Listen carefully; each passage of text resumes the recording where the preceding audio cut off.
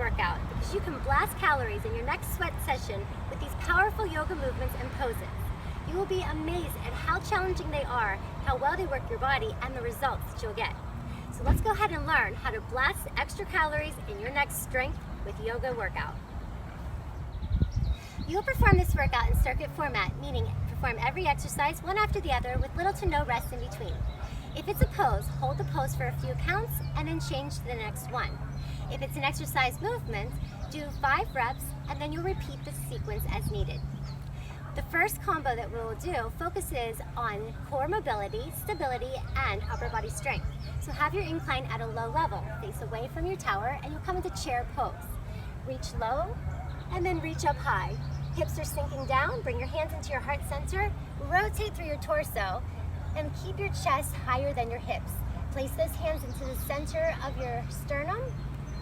Breathe for a few counts, and then look down, placing your hands onto the floor. Step back onto your glide board, and you'll lift one leg to come into three-legged dog.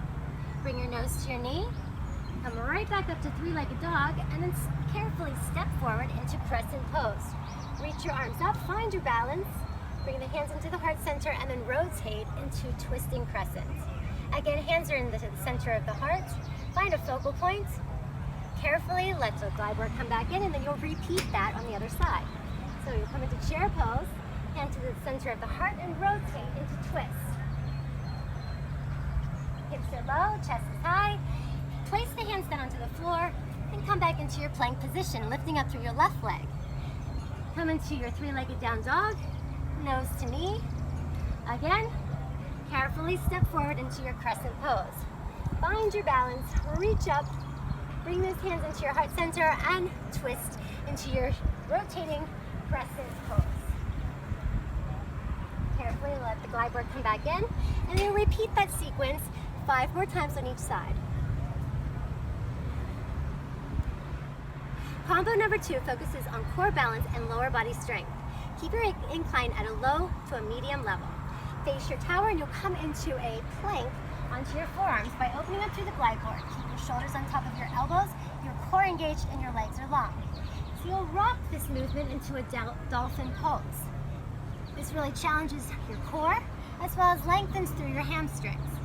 If you'd like a challenge for your upper body, you're going to lift through the arms and pike the hips back up.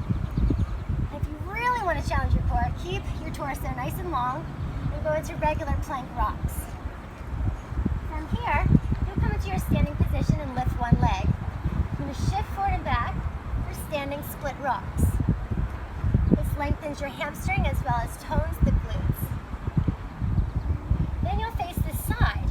So you have both feet are square to the side, and you're lifting your arm up. You're using the hand on the glide board to keep your balance. This is so nice to use the incline because it lifts the ground up off the floor so that you can achieve this pose.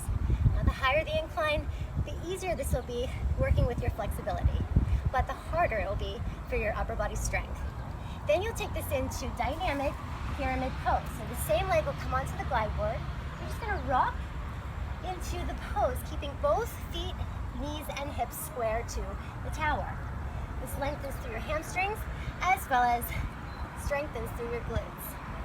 Then you'll change this again to the other side. So come down into your dolphin rocks. Challenge it by keeping your torso nice and long. And then come into that standing split rock. You can take your hands to the lower part of the glide board to really increase the challenge, especially if the incline is higher. And then turn your body to the side, squaring off your hips and your legs for your half moon lift. This is great for your outer thighs as well. And then change again to your dynamic pyramid rocks. Your feet, your knees, and your hips are squared to the front. You're bending the knee and then lengthening it out to stretch it. This is such a great move for the back side of your body. Once you're done with the combo, you'll repeat it again 5 times on each side. Combo number 3 focuses on core strength. So keep your incline at a low to a medium level and connect your cables. You'll come down into a quadruped position. You'll lengthen out through one leg and lift out through the opposite arm. You'll bring that elbow towards the knee keeping your hips nice and level, your core is engaged, and your body is nice and long as it reaches through the motion. This is an excellent exercise to work your abdominals as well as your lower back, lengthen through your arms and your legs. Then you'll perform this on the other side. Anchor down, grab both cables, and face away from your tower for boat pose. Have your knees bent and your arms are out to the side to begin. You'll roll up into your boat pose. Slowly articulate through the spine as you lengthen back down. This really activates through your core and it helps lengthen through your arms. And the cables really help to get you up into that position. And to challenge this, extend the legs long as you lift up and lower it back down. Articulating through your spine. Make sure that you keep the lower back in contact with the glide board at all times. This is also called Navasana. Combo number 4 focuses on inverted strength. So disconnect your cables and keep your incline at a low level.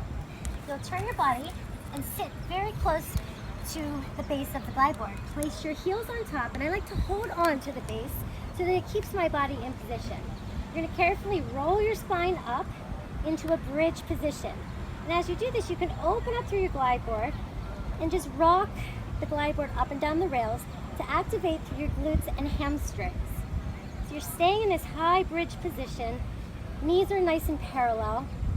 If you really want to activate, you can lengthen the legs all the way and then lift your hips as you bring the heels towards your glutes. This is such a nice pose. Active movement to really work the back side of your body. Then you'll carefully roll your spine back down.